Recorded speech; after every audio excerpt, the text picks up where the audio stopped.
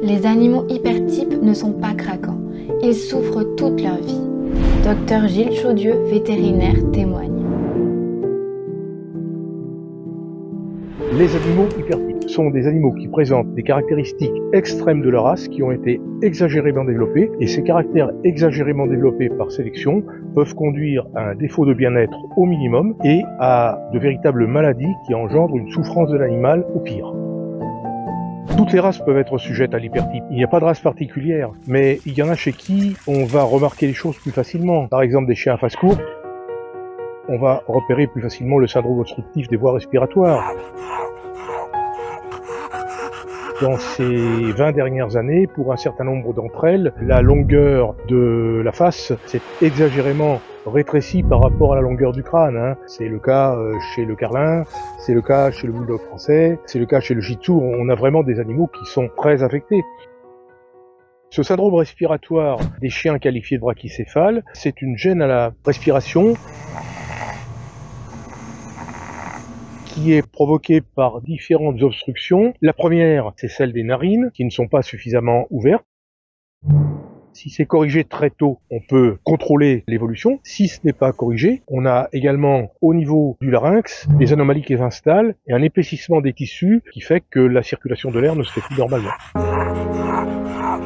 Et ça veut dire que le chien, quand il est dans des conditions d'hyperventilation, par exemple l'été, quand il fait un peu chaud, quand on ne respire plus, on n'oxygène plus son sang, et quand on n'oxygène plus son sang, il se passe que on a toutes les chances d'y rester.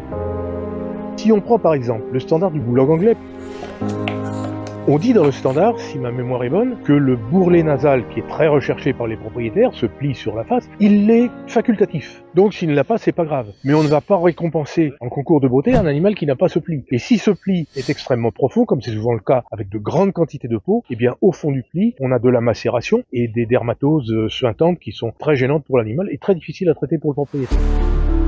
Une sensation de démangeaison, c'est quelque chose qui démarre d'une irritation locale et qui est ensuite auto-entretenue par le relais de terminaison nerveuse qui, elle aussi, arrive à susciter le prurit, et on a des libérations de médiateurs de l'inflammation qui créent une inflammation cutanée qui est intolérable. On trouve ça chez tous les chiens qui ont, je dirais entre guillemets, trop de peau.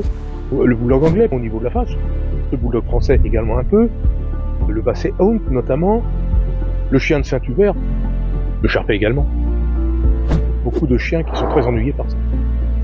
Il y a des problèmes avec les yeux, ils sont liés au contact entre les poils et les yeux, parce que ces plis, cet excès de peau arrive à créer des anomalies de position du bord des paupières, et on a ce qu'on appelle des entropions quand les paupières s'enroulent vers l'intérieur, ou des ectropions quand elles s'éversent, et qui sont préjudiciables à la bonne santé de la surface oculaire, et en particulier de la cornée.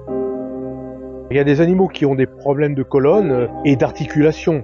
Pour les problèmes de colonne, on voit ça de façon assez fréquente chez des animaux qui ont des malformations vertébrales, comme les bulldogs français, avec des vertèbres dont le corps vertébral est exagérément court, dont la forme est anormale, et forcément, ça crée des compressions par l'intermédiaire des disques ou des ligaments sur la moelle épinière, et ça provoque des hernies discales violentes qui paralysent le chien.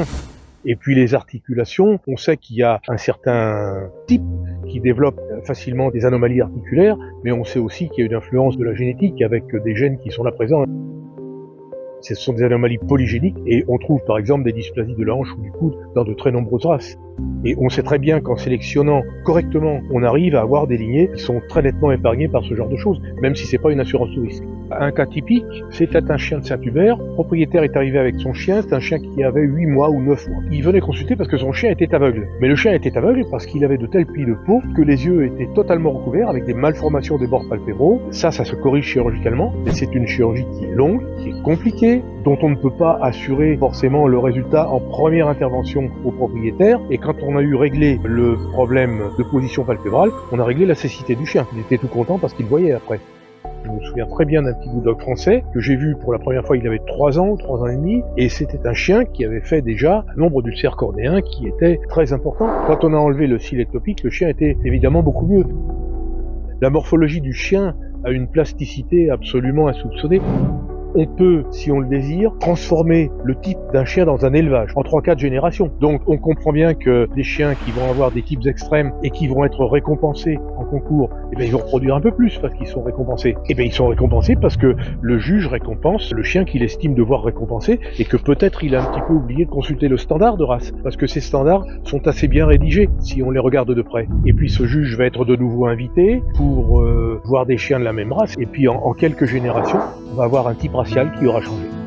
Et en Portugal, c'est très peu d'animaux. Il y a d'abord le pourcentage de chiens dans une race qui est le pourcentage de chiens efficaces en reproduction. C'est-à-dire ceux qui vont produire beaucoup, donc qui sont déjà confirmés et qui en plus franchissent les paliers de la grille de sélection pour arriver aux meilleures cotations. Il y a 6 cotations, la confirmation étant la première. Donc ces chiens, ça représente rien du tout par rapport à l'effectif. Déjà, selon les races, on a entre 10 et 25% des chiens qui sont confirmés. Et après, il faut passer les épreuves de sélection. On arrive à quelque chose qui est des fois inférieur à 5% de l'effectif racial qui est utilisé en reproduction. Je compare ça à une boîte de cachou. On la secoue un peu, il en sort 2 ou 3. S'il y a un type particulier qui va poser des problèmes parce qu'il cause un préjudice sur le plan du bien-être ou sur le plan de la santé, mais qui est malgré tout, si j'ose dire, dans la ligne de visée des jugements et que c'est ce type qui sera récompensé, on va forcément à une catastrophe programmée. Il y a 2 politiques. La politique des pays nordiques, où on dit on va interdire l'élevage de telle race ou telle race, et puis une politique plus europlatine, si j'ose dire, qui va essayer de faire du beau chien au mépris de sa santé. La balance, elle se trouve entre les deux. Je pense qu'on doit trouver un équilibre entre un beau chien qui soit plaisant à l'œil, qui soit dans le standard, mais aussi un bon chien qui ait un comportement qui soit le comportement de sa race, qu'on puisse utiliser à la vocation qu'il avait au départ. Et c'est ça qu'il faut chercher. Une politique de la terre brûlée dans les deux sens, elle est à mon avis vouée à l'échec. La responsabilité du public, je dirais pour reprendre une formule célèbre, que le public il fait des bêtises à l'insu de son plein gré, parce que il voit un chien d'une race qui lui plaît, parce qu'il l'a vu sur internet, parce qu'il l'a vu dans des magazines People avec des gens qui ont ces chiens. Je veux le même effet de mode.